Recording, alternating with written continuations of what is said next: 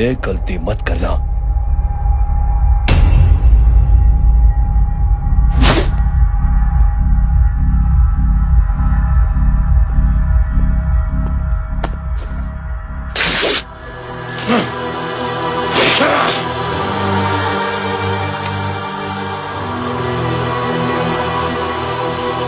बोला अपने भाई को फोन करके।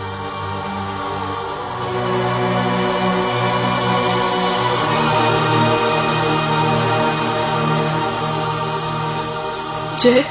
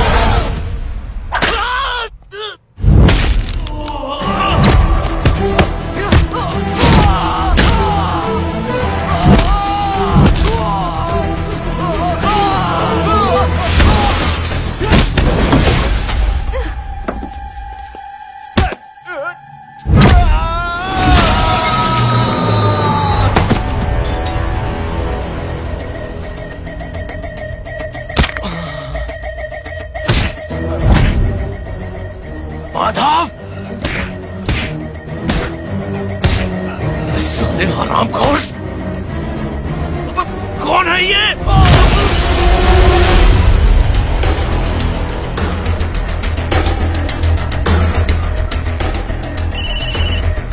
हेलो हेलो, बाड़ी बोल रहा हूँ भाई।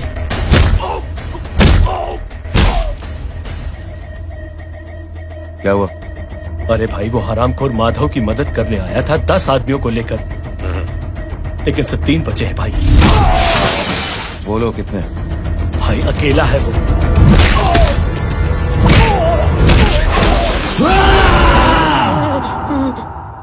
ये क्या था? भाई जानवर है, जानवर नोच रहा है, पागलों की तरह काट रहा है लोगों को। तू जहां पर भी है उसे अपने पास वाली पार्टी ऑफिस तक पहुंचा दे।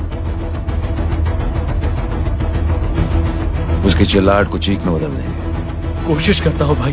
हाँ।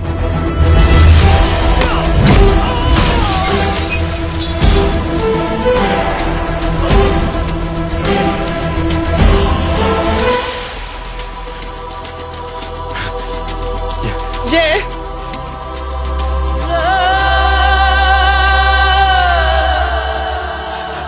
तुम घर जाओ।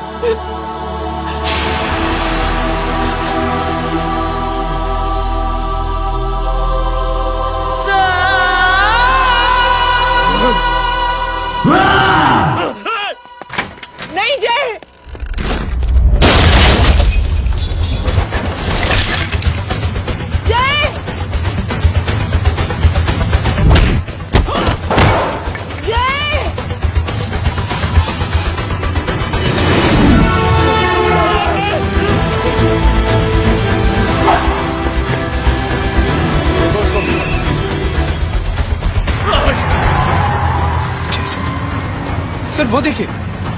अरे क्या देखे राजपूत साहब, ना कोई कांड हुआ है ना एफआईआर हुआ है। अरे कुछ होने तो दो, फिर ना फायदा होगा। जिंदगी में अगर तरक्की करनी है तो नो एंट्री और सिग्नल के बाद खड़े रहना सीखो। पहले खड़े रहोगे तो सिर्फ हाथ बनते रहोगे।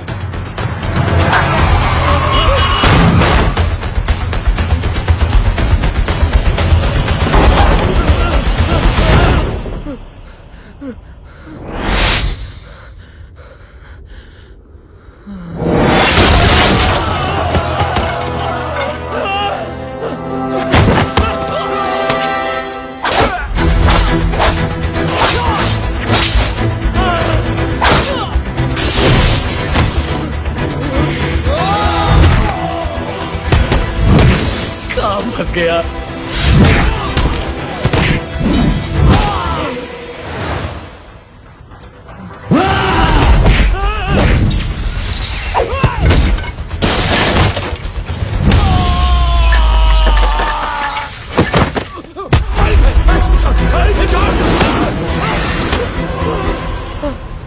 कौन हो तुम?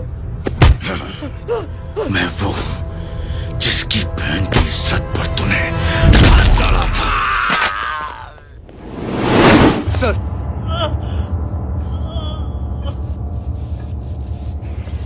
देखिए, मेरा भाई कोई गुंडा नहीं है, बल्कि उसने तो फौज में रह के देश की सेवा की है।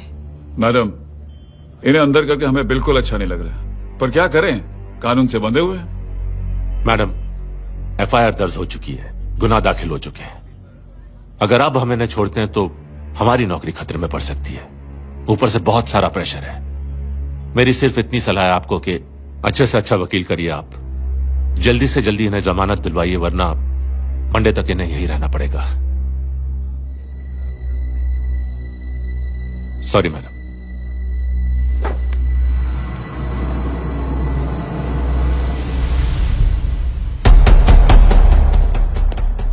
ओ, तो तू है वो। छोड़ इसको। सर इनकी एफआईआर दर्ज हो चुकी है, अब सिर्फ कोर्ट में जमानत हो सकती है। फाड़ के फेंक साहब। जी सर। Yes sir.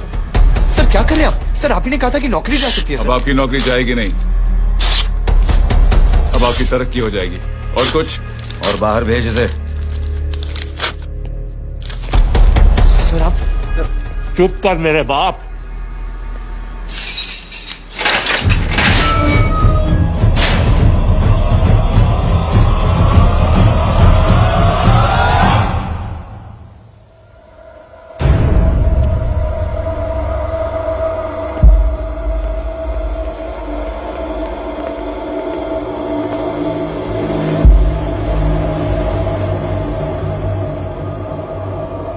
तूने मेरे आदमी का हाथ तोड़ा, अब मेरे आदमी तुझे तोड़ेंगे। यस।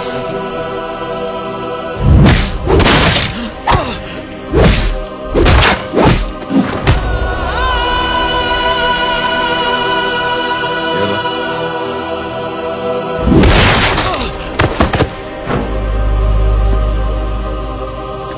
नहीं, उठ।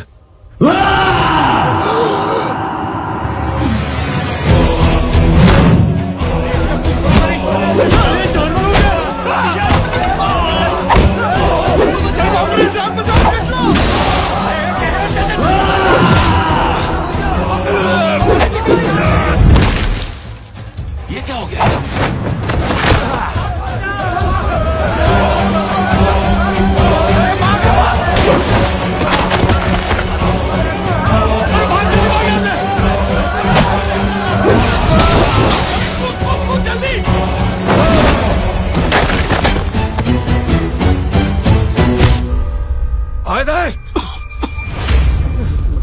चल निकल।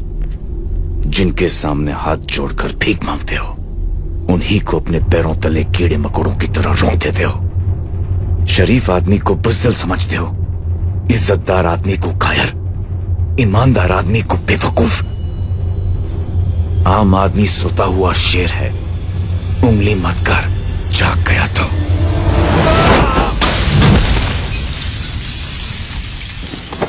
चीर फाड़ देगा।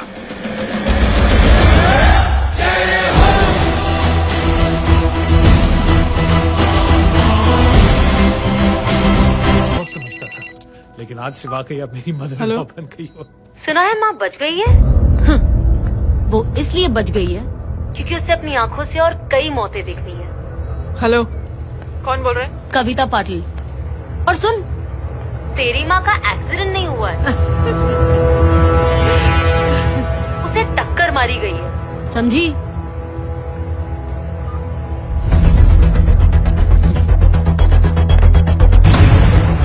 अब क्या करने जा रहे हो जय? तुम समझते क्या हो अपने आप को? तुम अब आर्मी में नहीं हो। ये लोग एक सिस्टम है जय, और तुम अकेले नहीं लड़ सकते इनके खिलाफ। अब तुम कुछ करोगे, कल वो लोग फिर कुछ करेंगे। आज माँ है, कल रेहान, फिर कबीर, फिर मैं। ये सिलसिला कहाँ जाके रुकेगा जय? बस करो ये सब। इतने सालों बाद सब कुछ ठीक हुआ है। माँ मेरी जिंदगी में वापस आई।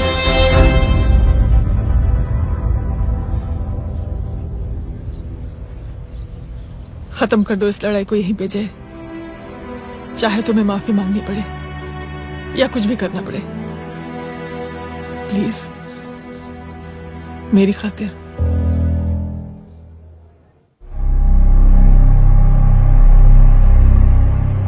इसके तेवर देखकर तो नहीं लगता है कि ये मुझसे माफी मांगने आया है। सिंह साहब, हम यहाँ बात को खत्म करने आए हैं। हमें माफ कर दीजिए प्लीज।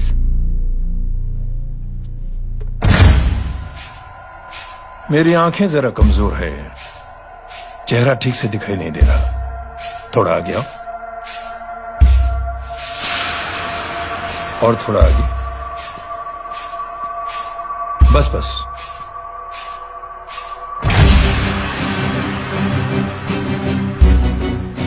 अब अपनी दाएं तरफ जाओ।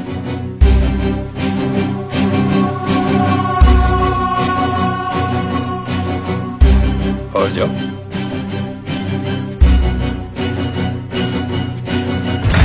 बस बस, रुक जाओ, थोड़ा आगे।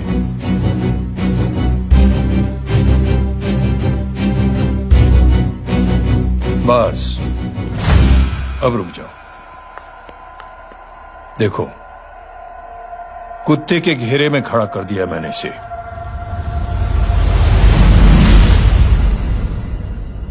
अब तो तुम खुश हो? नहीं पापा, जिस तरह सबके सामने इसने आपकी दामाद की बेइज्जती की है, उसी तरह सबके सामने इसकी बेइज्जती होनी चाहिए। चलो ठीक है, तुम भी अपनी भड़ास निकाल लो। जाओ।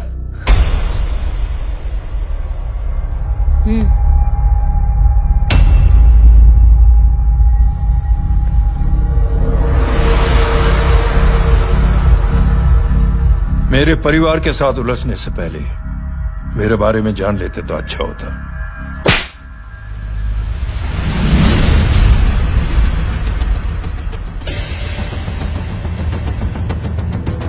एक पत्रकार ने हमारे खिलाफ बहुत गलत लिखा, बहुत गलत।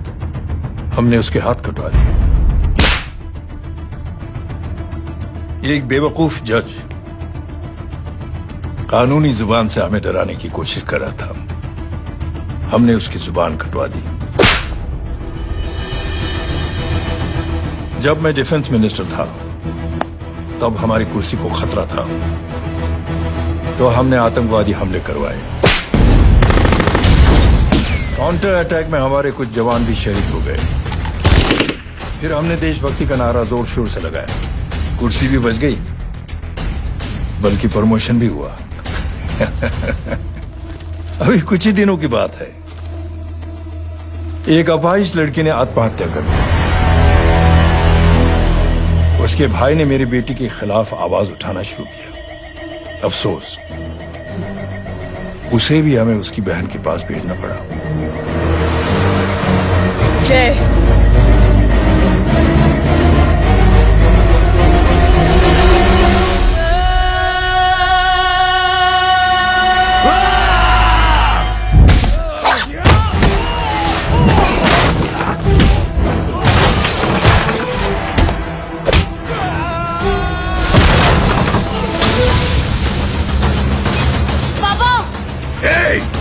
छोड़ो उसे! I said release him! छोड़ो उसे! दशरथ सिंह, दुनिया गोल ही नहीं छोटी भी है।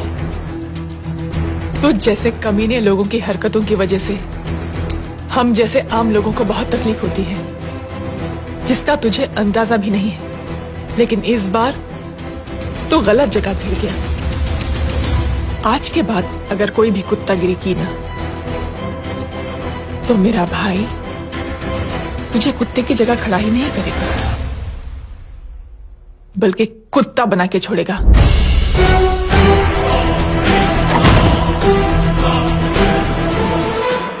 मेरी बहन झूठ नहीं बोलती।